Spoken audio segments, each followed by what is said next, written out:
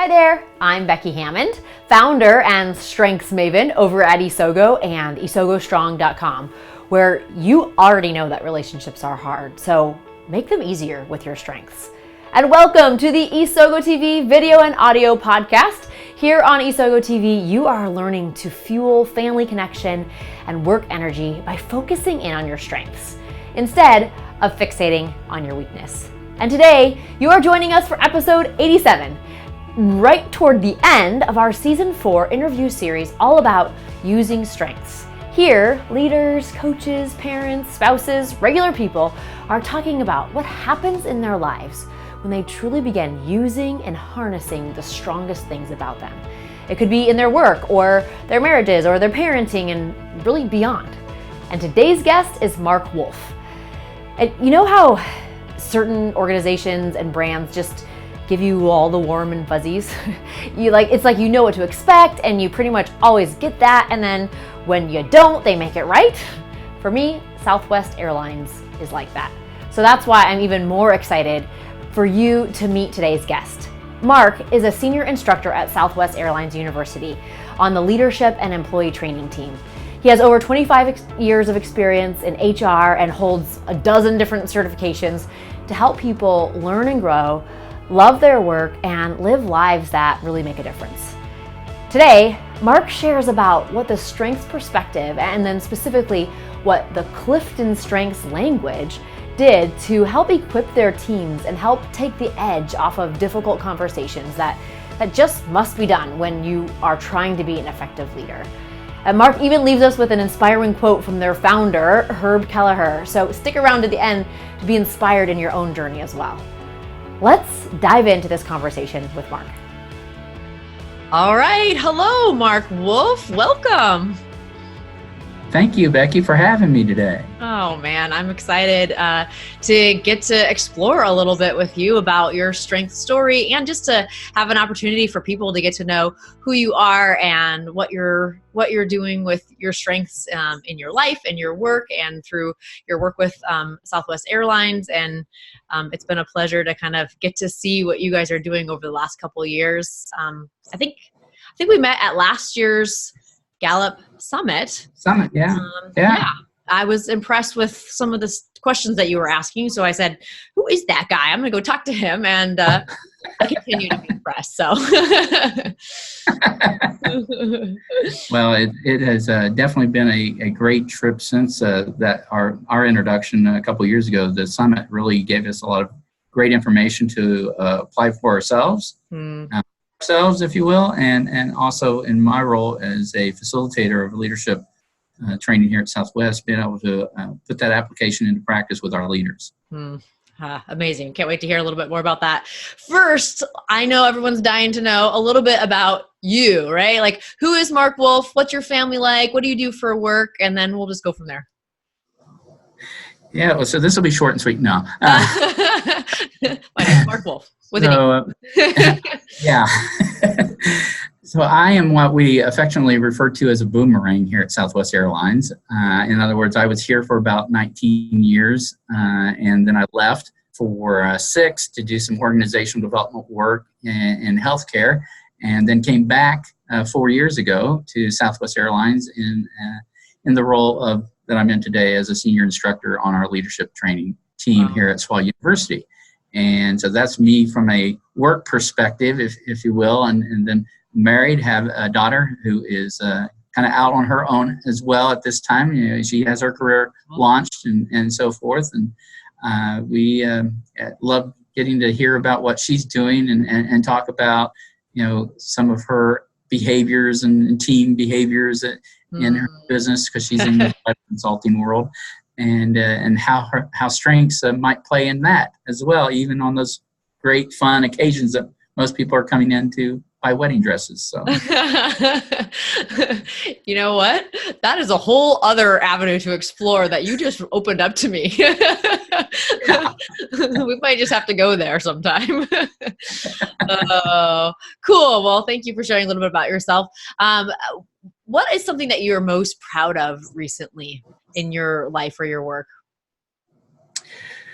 Uh, well, obviously, very proud of my daughter. Mhm. I think any parent would probably tell you that proud of their kids and to be able to see them not just graduate, but head down a career path, and not because then they're out of the house, but because they That have too. found something they're passionate about. And Yeah. it's kind of what we're talking about, right? With strengths is finding your passion, the things that come natural to you, and head down that path.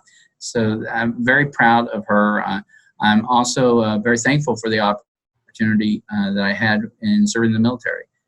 Even though I'm sure at the time wasn't what I thought was going to be some of my greatest moments, but it was a great opportunity to contribute and see places that I don't think I would have ever been. And so I'm proud of those two things, especially. Yeah. Yeah. Okay. Now you're going to have to tell me, what branch did you serve in? Okay, so I'll tell you that I was in the U.S. Army. Okay. That's where I served, but I did not work for them after I got out of my advanced individual training. I worked for the Air Force twice and the Navy once. Okay. Tenured. You're cross-pollinated. So who do you root for? Go Army or go Navy? Oh, yeah.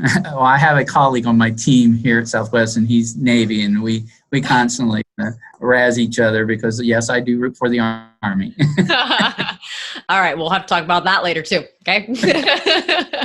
Oh, fun. Well, yes, I thank you for your service, and You're welcome. definitely something to be proud of, and for us to appreciate, and I definitely do. So, very good. Well, one of the other things we've been doing on these interviews is we have been opening up this little Dare to Dialogue card deck, which is just a conversation card deck that my team and I came up with that just helps spark meaningful conversation, not necessarily strengths finder oriented, but strengths oriented, strengths based conversation, so that as we ask the question, we might be able to link some of those things back to our strengths. So what I'm going to do is I'm going to randomly select a question for the two of us to answer. Okay, so here we go. Hopefully this is a good one for you. I'm sure it will be. Oh, yeah. That's my positivity coming out. Yeah, that's right. You don't even have to answer the question before you know how this is impacted by your strengths. Yeah, there you go. What is your first reaction when you hear disappointing news? Well, I mean, obviously, human nature would tell us that we're going to be discouraged, disappointed, frustrated, whatever the degree of that is. But then I guess throw my positivity. Yeah, not so much a silver lining out of it, but what can we learn from it? So I think that's one of the things that I love about Southwest Airlines is that we have an environment where we encourage people to.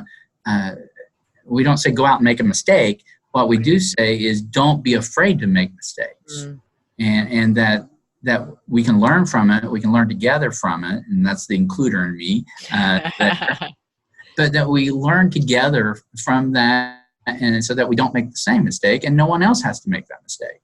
Yeah. So I think I can't say 100% of the time, Becky, that that's how I deal with that. But I will say, probably 95, 97% of the time in Southwest, it's not so much the disappointing piece that I try to focus on. It's what do we learn here? Bless her heart, she told me many, many years ago, not to date myself, but many years ago, she said, when you stop learning, then you're probably going to be dying.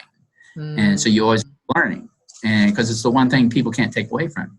That's right. Is what you learn. And so that's how I kind of approach disappointment is, okay, well, what can I learn from this? I'm going to be discouraged. I'm human. I might be frustrated, but what I learned from it.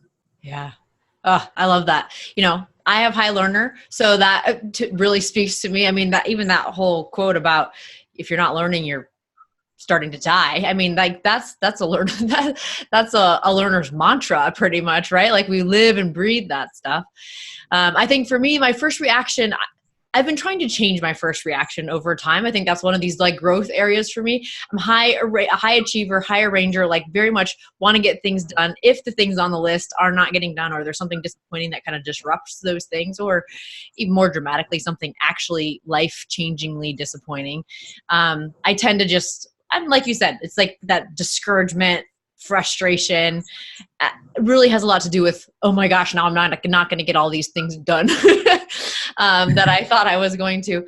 But I also have high connectedness, and I just feel like I've been trying to teach myself to let that come to the forefront in disappointing news, to say, very similar to positivity, like we're not going to like paint this rose colored, but what can we do to say, how do we see this impacting what then changes in the future, and what might be good that could come of it. So it's a growth area, but it's also something I've really been working on, and it's fun to be able to have a different reaction to disappointing news. Yeah, one of the things I'll tell leaders in our classes is there is a reason why those public servants who are EMTs, EMS, and our police and so forth, there's a reason why they're called first responders and reactors. And I think that's whether they have learner input, is using all that knowledge, whether the responsibility, that's my number one, a ranger, whatever that is to accomplish, that achiever, or even from an activator getting it started. I think, what can we learn from what we just did and what we just experienced? And that helps us grow. Yeah. Yep. Indeed. All right. I kind of feel like let's just be done. I mean, we've now had this like insightful conversation. I feel good, and I'm sure everyone else listening does too. So no, just kidding. But thank you. I appreciate that. Meaningful conversation to me is one of the things that gets me going. So thanks for going there right away. All right. Before we jump into your strength story, what it looked like to have discovered your strengths and how that might have impacted parts of your life, why don't you just tell us what your top 5 strengths are? Sure. Responsibility, as I mentioned, is my number 1. Includer is number 2. Positivity, 3. Arranger, 4. And my number 5 is belief. All right. Very cool. Yes, I think we've seen all those things come through in your conversation already so far, right? We can't help it, can we? They are natural. That's right. All right. So when you first came across the strengths perspective, the strengths concept, what problems were you looking to solve or encountering, or maybe even just what were you thinking about most at the time? Becky, I think the biggest thing was, how do we help others? And I know that's like my includer coming out here, but that's kind of my mindset, my function, our team's function here at Southwest University, and how do we help others? And yes, there are a lot of tools out there, as we all know, and Southwest Airlines for years has used Myers-Briggs as a tool, as an assessment, and it's a great tool. You get pretty much, depending on what your 4-letter type is, everybody gets the same report for that type. And when I do strengths and seeing that you get your report that is from everyone else, what an eye opener that was of how it could not only help me make sure I'm focusing on whether that's projects or different classes that we might be able to get assigned that could be beneficial for me and my learning and my growth, but also for my team and for the people who we're going to be facilitating with. And so it really just taking a different mindset, I think, with our skill sets, understanding a little bit deeper dive into who we are and why we naturally do things that way. Yeah.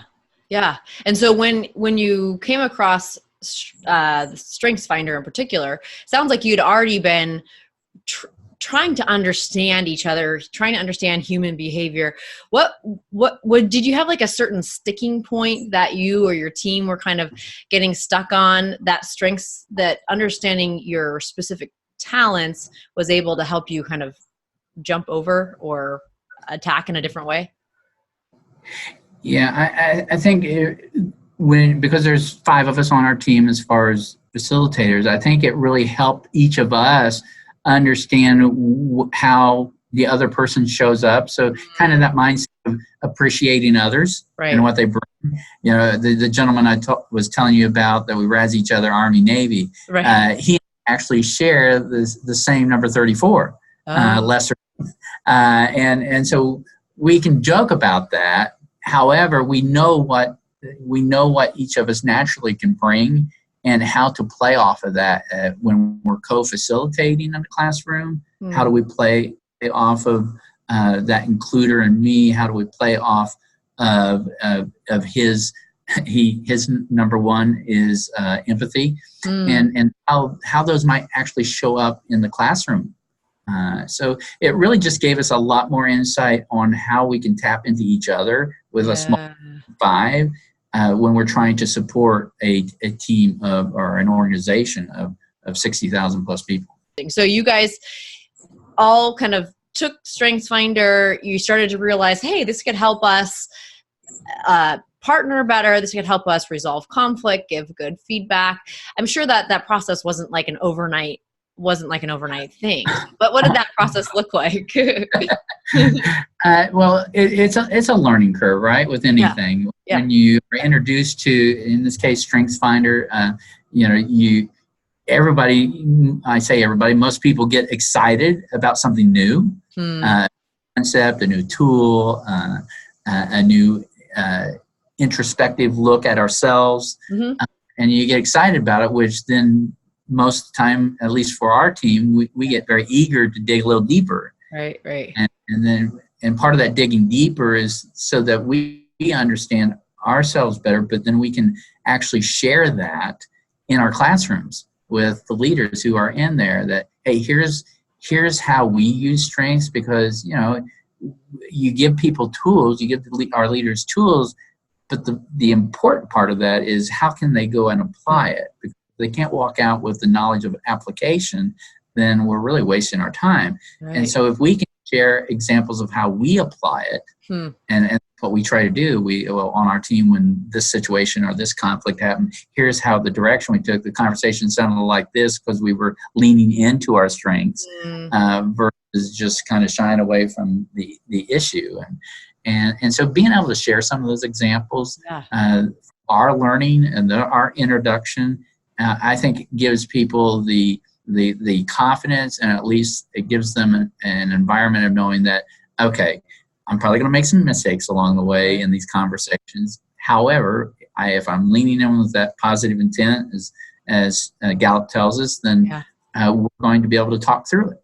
Are there any specific examples that come to your mind of either in your own team or other leaders that you've been training, or you said this, where you can kind of just share what exactly happened? What did you do? How did you use that language to kind of influence some of your conversations or conflicts or frustrations? Yeah, so responsibility, as I mentioned, is my number one. Yep. And I want to be, I think most people want to be responsible. I think that's just a natural thing that people are inclined to do. And I take responsibility sometimes a little too far from a standpoint of I have a problem, I would say, of saying no sometimes because I want to make sure we take care of our customers. Yeah. And so really having some conversations with my leaders and my one-on-ones about, okay, I know we need to take care of these items, whether it's a couple of training classes or an intact assignment with a leadership team. However, there needs to be that balance.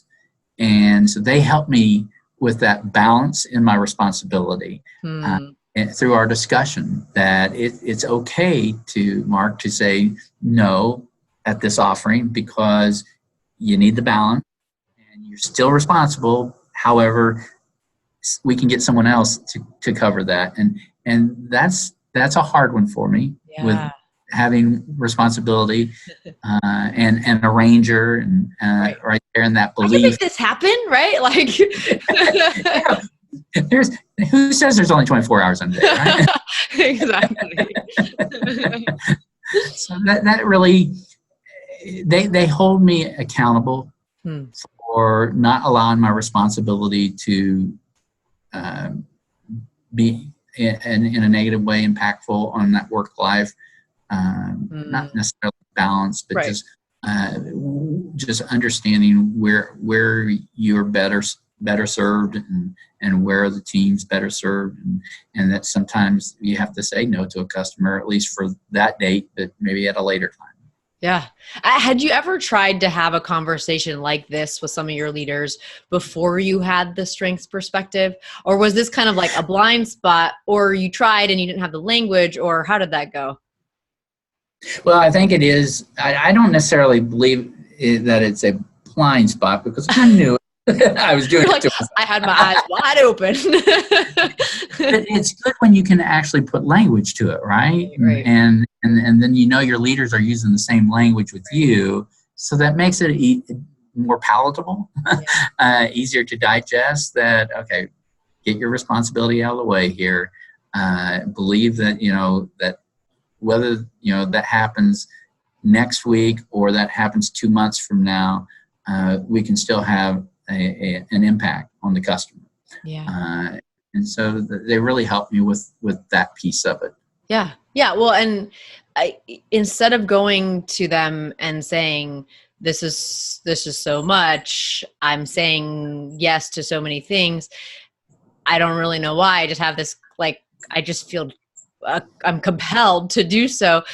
You can all look at it in terms of strength. So you don't have to worry, I would imagine, that they're going to see it as this negative thing, but rather, I mean, it sounds like they're very supportive. Like, yeah, you have this awesome talent and we still think you're responsible, even though you haven't taken on these other 5 things, and they'll get done, and all those things. But it's like, it flips the conversation so that you don't have to be as concerned or as fearful, it sounds like, of what they're going to think, because they're starting to reframe their minds in terms of, this is a strength of yours, so let's figure out how we can use it best, and not like make Mark feel like he has the weight of the world on his shoulders.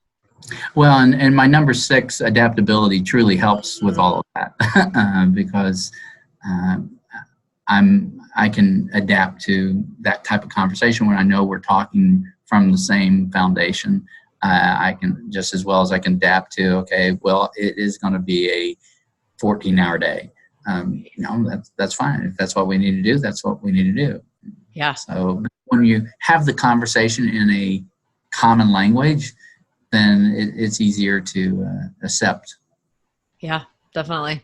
When you kind of step back and you look at everything that you and your team have been doing over the past several years, what do you think has been the biggest overall change that you've seen, either in your team or the leaders that you're working with or the organization in general? I don't want to necessarily say it's our biggest overall change. Okay, one of them. But one of the things that I do see is, and it's more what I hear than see, is hear that common vernacular, if you will, the language of themes, the language thrown out. Well, okay, now I'm going to come through. I'm going to use my analytical strength here, or I'm going to this is my empathy talking, or things like that. Because then you can immediately think, okay, now what would, okay, analytical is going to approach it from that whole thinking strategically. And if that's, obviously that's not in my top 5. So how do I need to really listen to their approach? Because that's not what comes natural to me.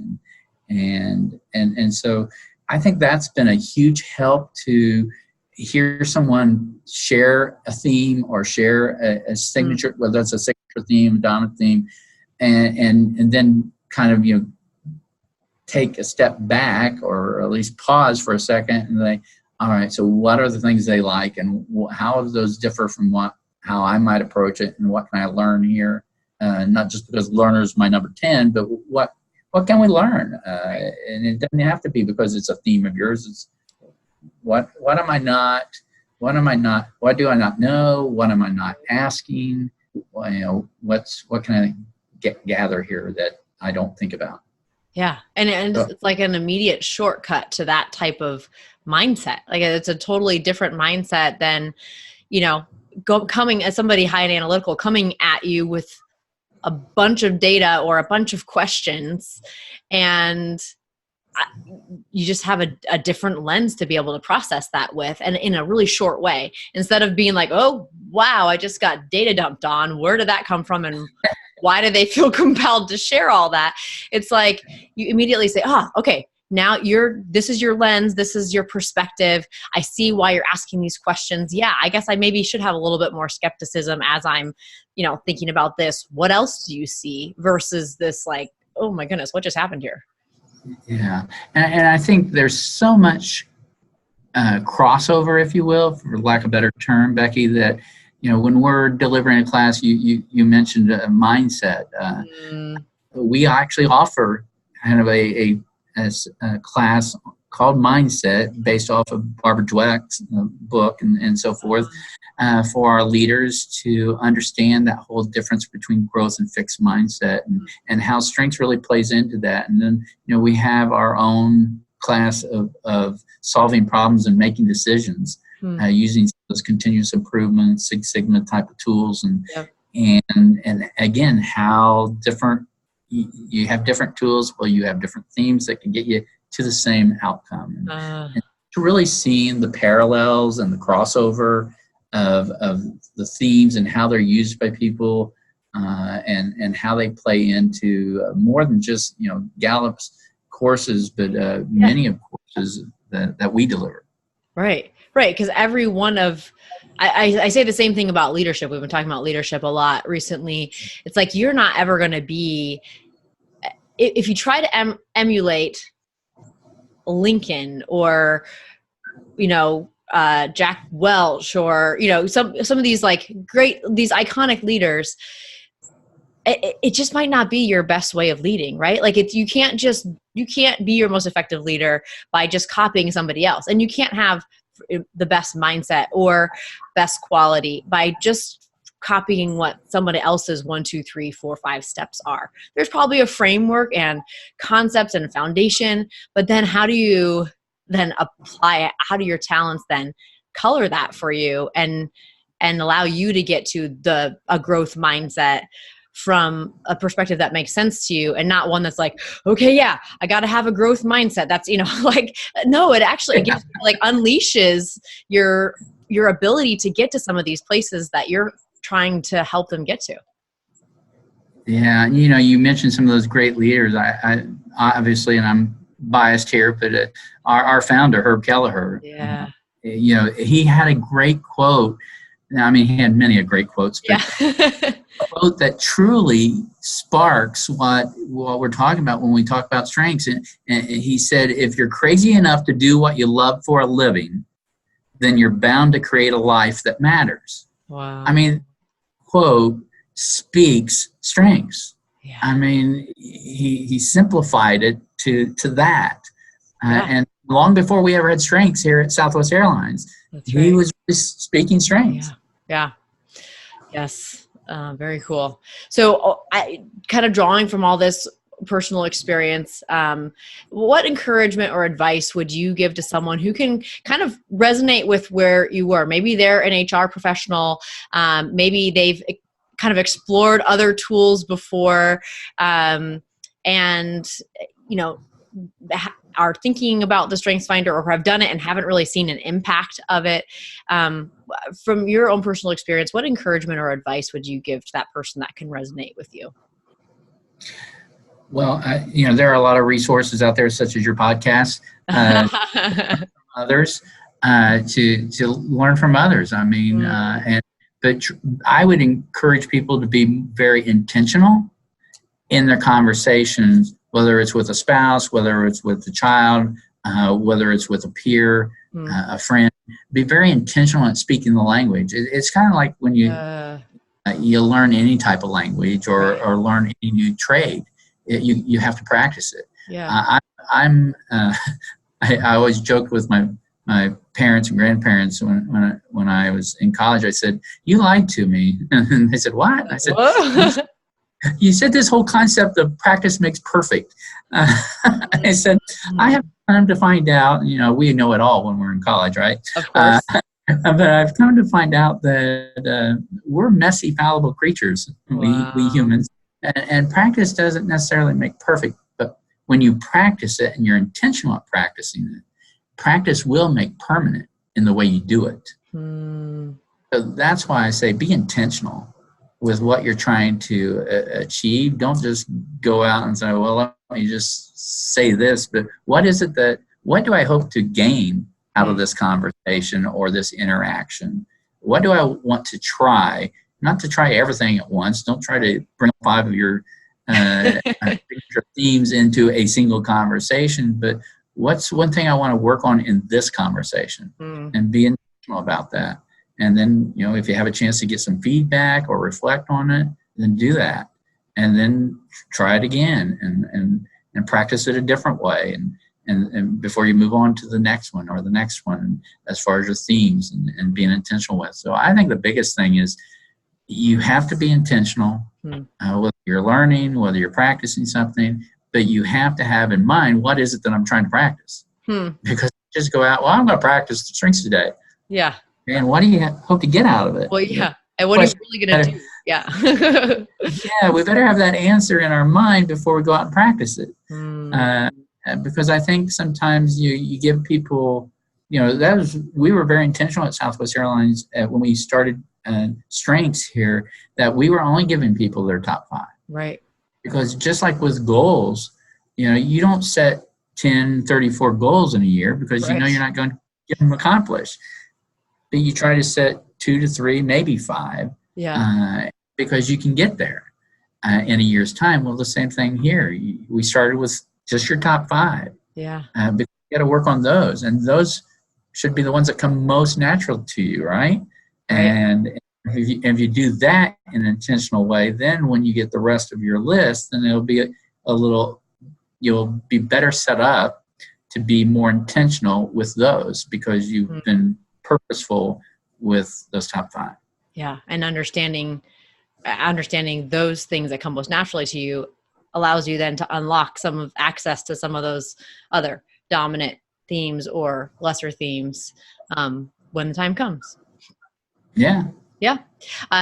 What you're saying really reminds me of what Don Clifton said. He's said to have said, and so let's just go out there. He's said to have said, from people that have told me, that you can spend your entire life just focusing on one of your top 5 strengths or one of your strengths. And, if you take that intentionality that you're talking about and apply it, just say, you know what, if you're overwhelmed by 5, just take 1 and just see how that plays out in your life. Look for clues. And then I love what you're saying about conversation. Like, look how it plays out in your conversation, what it makes you want to jump in and say naturally, what reactions it makes you want to have. And if you can be intentional about that one thing and asking some of those specific questions, you really are going to achieve some of that impact that you've been talking about, that you're going to understand each other better. You're going to understand yourself better. You're going to be able to communicate more effectively. You're going to be able to take a burden off that you didn't even know you were carrying or why you were carrying it, all because you understand who you are through the best things about you and are able to kind of tweak and make some changes as a result. Yeah. Yeah. Most certainly. Very cool. Well, thank you, Mark. Is there anything else you wanted to add?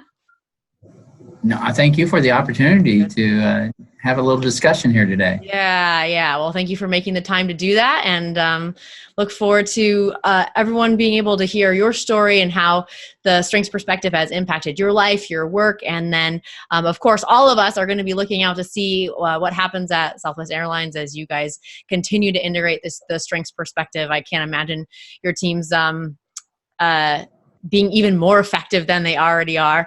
I'm a loyal Southwest. I just paid $100 more to not fly Delta. So let's just let's just say that out loud. we thank you very much, Becky. But I can't even emphasize enough how powerful it is as a consumer to see an organization like yours investing into their employees, saying we care about our people, and following exactly as Herb Kelleher said, the business of business is people, and investing into your own people. And it just oozes out into people like us who get to experience your service on the other end. Yeah, and so obviously we're starting at our leadership levels right now, and so it's probably going to be 5 or so years before we are able to get out to the frontline employees. So don't ask your flight attendant their top 5 strengths. Is that what you're saying? Don't walk on the airplane and say, "So what's your top 5?" They're like, "What? Like Mark said, you guys were doing this." Aren't those the only people that run an airline? No, it's the future is bright, and it takes lots of little steps to get there. But looking forward to seeing that journey unfold for you guys, and your role in it specifically. And I'm so glad that you were able to share your story today, and were willing to do that with us. Well, you're welcome, Becky, and I look forward to hopefully seeing you before next year's Gallup Summit, but if not, then definitely at the Gallup Summit. Yeah, that's right. Sounds wonderful. Thanks, Mark. To be intentional, that is really where success comes from, isn't it? Even from the very beginning, Mark and his own team set out to be intentional in their own journeys, so then they could give something of great application value, not just another tool, but something that could really be used by their leaders at their training to make their jobs easier and serve their teams. I can't wait to see what's in store for Southwest. I'm such a fan. If you want to connect more with Mark Wolfe, you can do that over on LinkedIn, and be sure to spell Wolfe with an E, Wolfe. And just like Mark, you can be a part of creating thriving lives, families, workplaces across the entire world, because when you are the one who's orienting your mind around what's strong about you and around the people that's around you, great things happen. And also, could you help this message spread? If you believe in the strengths perspective, or part of you was impacted by this interview with Mark today, would you head over to iTunes and leave a rating? That's the thing with the stars. And then if you feel inspired, a short review would be very helpful there as well. So thanks so much in advance for that. And really, ultimately, I'm just glad that you were here today to hear how others have fueled significant changes in their lives by focusing in on their strengths. And I hope that you join me for more next time on ISOGO TV.